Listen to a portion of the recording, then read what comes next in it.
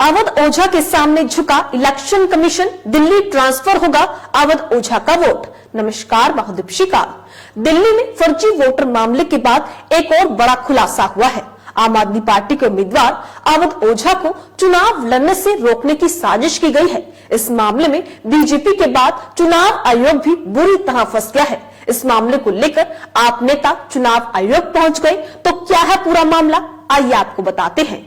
बता दें कि पटपड़गंज के प्रत्याशी अवध ओझा चुनाव लड़ेंगे या नहीं, ये एक दो दिन में साफ हो जाएगा। उनका नाम वोटर लिस्ट में अभी तक शामिल नहीं हुआ है।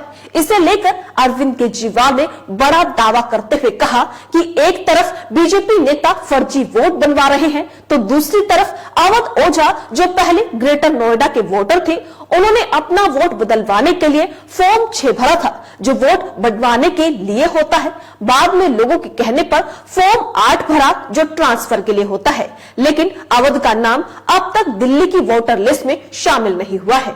उन्होंने कहा कि फॉर्म 8 भरने की अंतिम तारीख 7 जनवरी थी।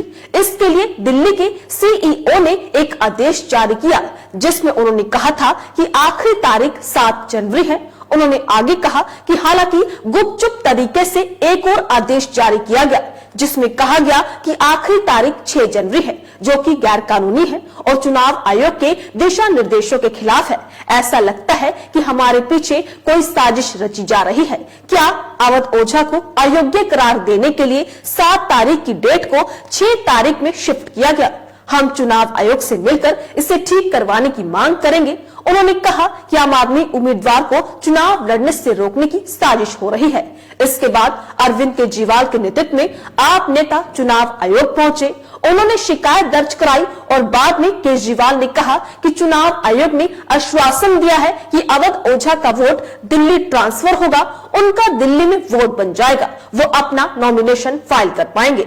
इसी को लेकर अवध ओझा भी मीडिया से रूबरू हुए। उन्होंने कहा कि ग्रेटर नोएडा से उनका वोट पटपड़गंज ट्रांसफर किया जाएगा और 15 जनवरी को वो नामांकन दाखिल करेंगे। आप भी सुनिए क्या कुछ कहा अवध ओझा ने। कह रहा हूँ, मैं इलेक्शन कमीशन को थैंक यू बोलना चाहता हूँ कि उन्होंने जो है हमारी बात को सुना। कोई तो समस्या थी जो आप यहाँ आए थे? समस्या सिर्फ इतनी थी कि उन्होंने 7 तारीख की डेट को रिवर्ट कर दिया था, 6 कर दिया था बस, तो उन्होंने उसे वापस ले लिया। तो संतुष्ट है? एकदम संतुष्ट है, बहुत खुश है। नॉमिनेशन भर पाएंगे? नॉमिनेशन फाइल करेंगे आप?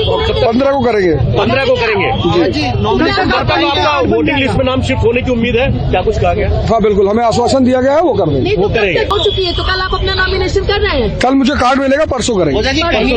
कहीं चूक हो गई लग रहा है? कहीं कोई चूक नहीं हुई थी की तरफ से देरी कर दी आपने? इतना कहा देरी? लास्ट डेट में हमारी आदत है फॉर्म भरने की, तो लास्ट डेट 7 दिन भर दिया था। बिल्कुल, तो हमारी तरफ से कोई चूक नहीं थी। हालांकि मैं इलेक्शन कमीशन को थैंक यू बोलूंगा। 6 जनवरी का क्या मसला था सर? ये तो मुझे पता नहीं, आप इन्हीं लोगों से पूछो। बिल्कुल जानकारी नहीं थी मुझे। इतनी जानकारी थी कि नॉमिनेशन के 10 दिन पहले तक वो आपके फॉर्म्स को एक्सेप्ट करते हैं, तो उसी हिसाब से हमने 7 तारीख को जमा किया था। तो अब आप परसों अपना नामांकन दाखिल करें? जी बिल्कुल। तो सुना आपने, अवध ओझा को तो राहत मिलती दिखाई दे रही है, लेकिन बीजेपी उम्मीदवारों पर चुनाव आयोग की तरफ से कोई कार्रवाई होती दिखाई नहीं दे रही है। अरविंद केजरीवाल ने कहा कि नई दिल्ली में खुलेआम बीजेपी का उम्मीदवार चादर बांट रहा है। कदवई नगर में चादरें बांटी गई, एक और कॉलोनी के अंदर जूते बांटे गए, तो एक कॉलोनी में जैकेट बांटी गई, पैसे और चश्मे भी बांटे जा रहे हैं। आप भी सुनिए क्या कुछ कहा अरविंद केजरीवाल ने। अभी हम लोग चुनाव आयोग से मिलके आ रहे हैं। हमने सुबह ही टाइम मांगा था और अभी आने के पहले जस्ट पहले हमारे पास उनका फ़ोन आया और उन्होंने इतने शॉर्ट नोटिस पे हमें मिलने के लिए बुलाया। इसके लिए हम चुनाव आयोग का बहुत बहुत शुक्रिया अदा करना चाहते हैं। एक अच्छी खबर यह है कि चुनाव आयोग ने अवध ओझा जी के नॉमिनेशन उसको वोटर को शिफ्ट करने के आदेश दे दिए हैं और उनका वोट बन जाएगा दिल्ली में और वो अपना नॉमिनेशन फाइल कर पाएंगे। इसके लिए भी मैं चुनाव आयोग का बहुत बहुत शुक्रिया अदा करना चाहता हूँ। हमने चुनाव आयोग को बताया कि किस तरह से नई दिल्ली विधानसभा में बीजेपी के एमपीज़ के यहाँ एक एमपी के यहाँ 30-30, 40-40 वोट बनने के लिए पिछले 15-20 दिन में एप्लीकेशंस डाली गई हैं। तो उन्होंने पूरा आश्वासन दिया है कि किसी भी हालत में कोई भी एक भी गलत वोट बनने नहीं दिया जाएगा और इसकी एक एक वोट की बहुत डीप इंक्वायरी करके ही कोई भी एक्शन लिया जाएगा।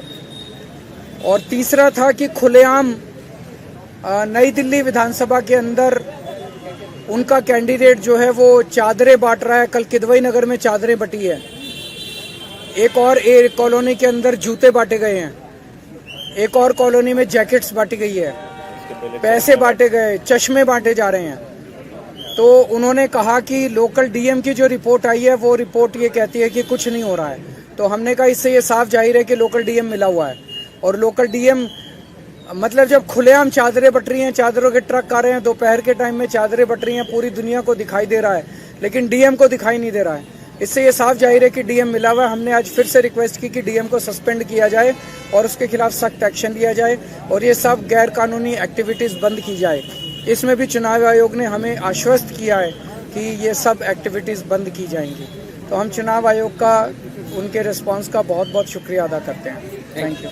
तो सुना आपने, अरविंद केजरीवाल ने इस दौरान कहा कि हमने शिकायत दी थी, सबूत भी दिए थे, लेकिन चुनाव आयोग का कहना है कि लोकल डीएम की जो रिपोर्ट आई है उसमें कहा गया है कि ऐसा कुछ नहीं हो रहा है। हमने कहा कि इससे साफ जाहिर होता है कि लोकल डीएम भी मिला हुआ है।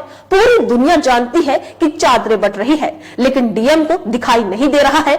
हमने आज फिर से अपील की है कि डीएम को सस्पेंड किया जाए और उसके खिलाफ सख्त एक्शन लिया जाए। तो आप देख सकते हैं कि आम आदमी पार्टी ने बीजेपी पर अवध ओझा को चुनाव लड़ने से रोकने की साजिश का आरोप लगाया है। हालांकि इस बीच अवध ओझा के चुनाव लड़ने पर बना हुआ सस्पेंस भी खत्म हो गया है। चुनाव आयोग ने ओझा के वोट को शिफ्ट करने का आदेश दिया है। उनका दिल्ली में वोट बन जाएगा। अब देखना यह है कि जो अरविंद केजरीवाल ने बीजेपी पर पैसे, चादर और जूते बांटने का जो आरोप लगाए हैं, क्या चुनाव आयोग उसकी जांच करता है या नहीं।